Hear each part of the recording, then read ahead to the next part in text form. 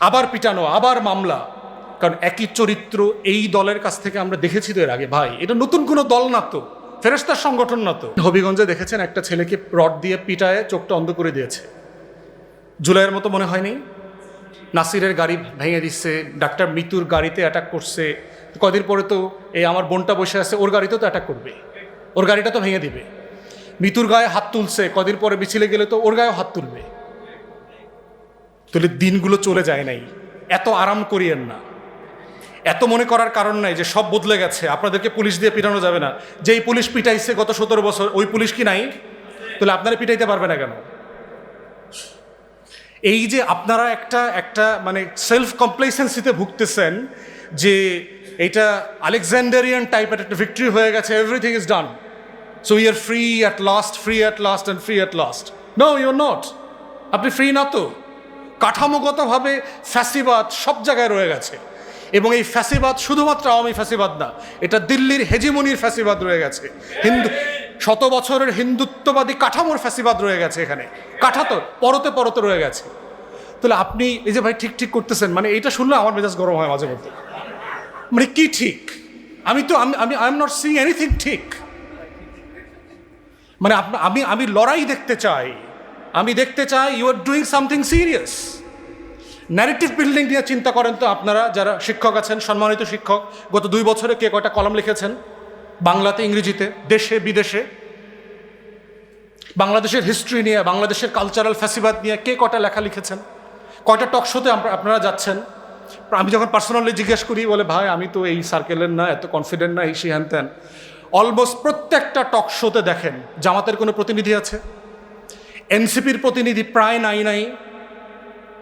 তাহলে আলোচনা করতেছে কারা? আপনি বুঝতেছেন? আপনার কাছে এটা গায়ে লাগতেছে না কেন? কারণ এটা একটা স্নোবল ইফেক্ট এখনো তৈরি হয় নাই। এটা এখন একটা বিন্দু লেভেলে আছে বলে আপনি দেখতে পাচ্ছেন না, আপনার কাছে মনে হচ্ছে তেমন কিছু না, কিন্তু এই বিন্দুগুলো ন্যারেটিভ আকারে একটা স্নোবল ইফেক্ট আছে।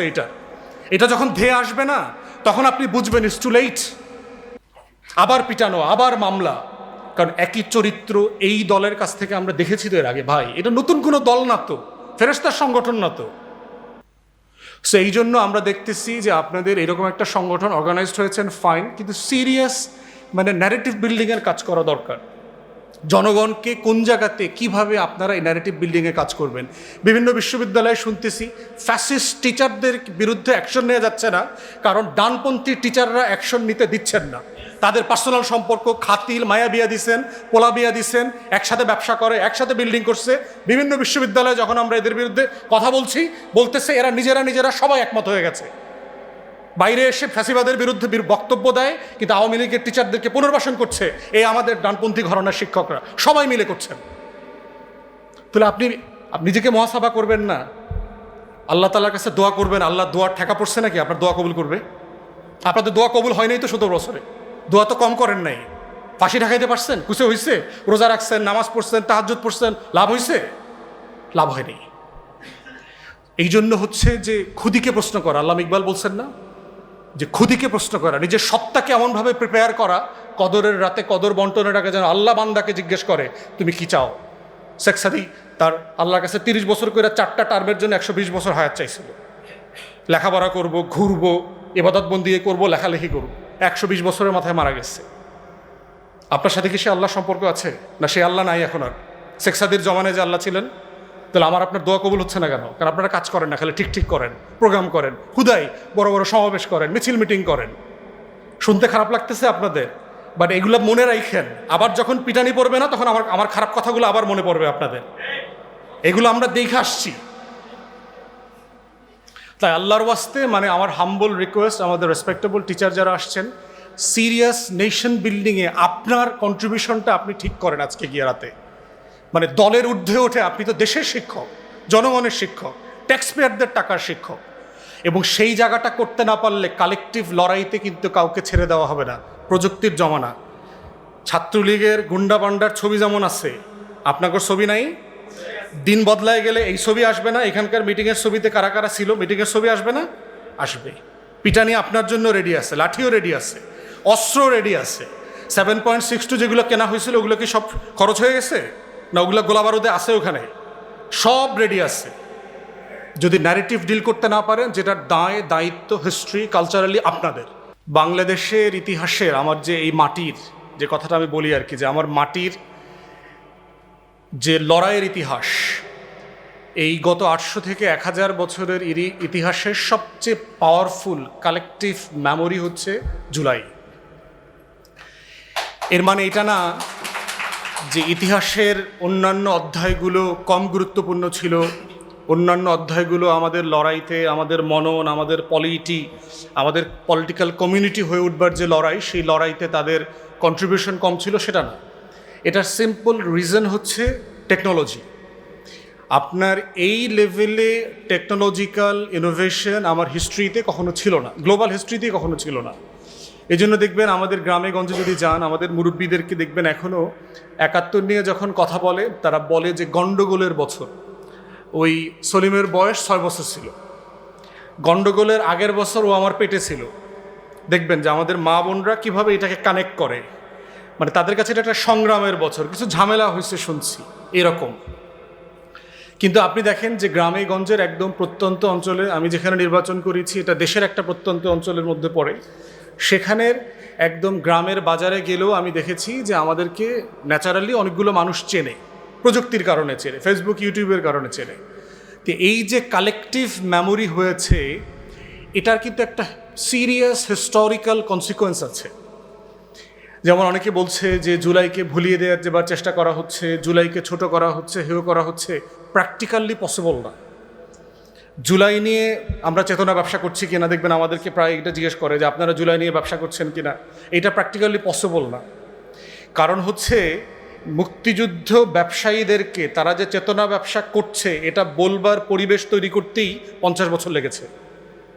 কিন্তু জুলাইয়ের ঘটনার 2 বছরের মাথায় ইতিমধ্যে আমাদেরকে এই জবাবদিহিতার মধ্যে আসতে হচ্ছে যে আমরা আসলে জুলাইকে নিয়ে ব্যবসা করছি কিনা, জুলাইকে ধারণ করছি কিনা। জুলাইয়ের তরুণরা হঠাৎ করে কোটি কোটি টাকার মালিক কিভাবে হয়ে যাচ্ছে।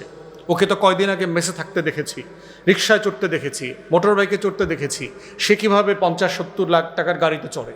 এই প্রশ্নগুলো আমাদেরকে এখন করছে, ন্যায্যত করছে এবং করার যৌক্তিক জায়গা আছে। অতএব সেই জায়গাতে আমরা বোধ করছি যে জুলাইয়ের সবচেয়ে বড় চ্যালেঞ্জ হচ্ছে ন্যারেটিভ বিল্ডিং। ইতিমধ্যে যারা অনলাইনে খোঁজখবর রাখছেন, আমরা দেখতে পাচ্ছি বিভিন্ন ফর্মে সিআরআই, আপনারা জানেন সিআরআই যে প্রতিষ্ঠান ছিল জয় পুতুলের, সেই প্রতিষ্ঠান ইতিমধ্যে কয়েকশো অনলাইন মিডিয়া প্ল্যাটফর্ম মার্কেটে লঞ্চ করেছে। আমি এগুলোর নাম বলছি না, বাট আমরা এগুলো সম্পর্কে জানতে পারছি। এদের 2-4টা টকশোতে আমরা নিজেরাও গিয়েছি। হাইলি ডেকোরেটেড প্ল্যাটফর্ম, অসাধারণ সুন্দর করে ডেকোরেটেড করা, যে এটা কে চালায়, কারা চালায়, কিভাবে চালায়, সুন্দরভাবে চলছে। এইটা নিয়ে দেখলাম যে খুব বেশি কথা তারা বলছেন না, কিন্তু আমি যেহেতু রেগুলার টেলিভিশনগুলোতে যাই, স্টুডিওতে যাই, আমি দেখে বুঝতে পারতেছি বাংলাদেশের যে কোনো রেগুলার টেলিভিশন স্টুডিও থেকে তাদের স্টুডিও ডেকোরেশন হাইটেক, যে ক্যামেরা থেকে শুরু করে সব কিছু অনেক সাজানো গুছানো। এবং যে সকল প্লেয়াররা এখানে কাজ করছে, যারা টকশো হোস্ট করছেন, তারা খুবই সাসপিশিয়াস ক্যারেক্টার, যাদের জুলাইতে কোনো কন্ট্রিবিউশন আপনি পাবেন না, খুব পরিচিত ফেস না। এইরকম অনেকগুলো ফেস আমরা দেখতে পাচ্ছি সেকেন্ড থার্ড লেয়ারের। তাদেরকে এনে প্রোগ্রামগুলো করা হচ্ছে যথেষ্ট প্রফেশনাল। আপনি কোনোভাবে এটাকে ছোট করতে পারবেন না, যোগ্যতা দিয়ে, মানে আপনি মানদণ্ডে হেয় করতে পারবেন না। ডানপন্থীরা কি করছেন? সোনার বাংলায় মধ্যপন্থী, বাংলাদেশপন্থী, যাদেরকে ডানপন্থী বলছি, ওনারা প্রোগ্রাম আয়োজনে যত ভালো, ওনারা একটা জিনিস অর্গানাইজ করতে যত ভালো, সেটা মহাসমাবেশ থেকে শুরু করে সেমিনার পর্যন্ত, ওনাদের আসলে সিরিয়াস কন্ট্রিবিউশন কি, এটা কিন্তু আপনাদেরকে জিজ্ঞেস করতে হবে। আপনাদের নিজেদের সাথে আপনাদের মহাসেবা করার জিজ্ঞেস আছে। রাতের বেলা শুধু টিক দিলে তো হবে না, নিজেদেরকে জিজ্ঞেস করতে হবে যে আসলে নেশন বিল্ডিংয়ে আপনার মহাসভাটা কোথায়, আপনি জাতি গঠনে আপনার রোল প্লে করছেন কোথায়।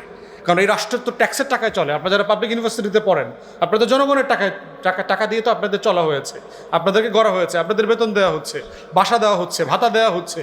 আপনার এই জীবন হয়তো সাফিসিয়েন্ট না, আপনি বিদেশে গেলে অনেক ভালো থাকতেন, but come what may, this is a reality. আপনি এখানেই এই অবস্থায় সম্মানজনকভাবে বেঁচে আছেন।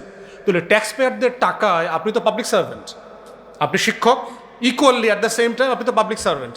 এখানে শাহজাহান ভাই আছেন, অস্ট্রেলিয়াতে মাস্টারি করছেন, দেখিয়েন বিদেশে যাদের ইউনিভার্সিটি টিচারি করে, মাস্টারি করে, তাদেরকে কিভাবে পাবলিক স্পেসে জবাবদিহিতা দিতে হয়।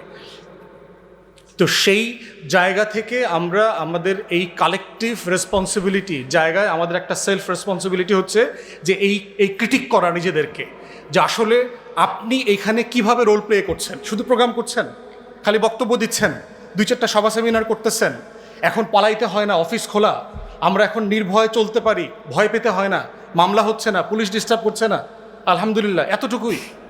এই দিন আবার ফিরে আসবে না? ওইটা ডিল করতে না পারলে রাজনীতির যে বন্দোবস্ত আমরা চাচ্ছি সেটা সম্ভব না।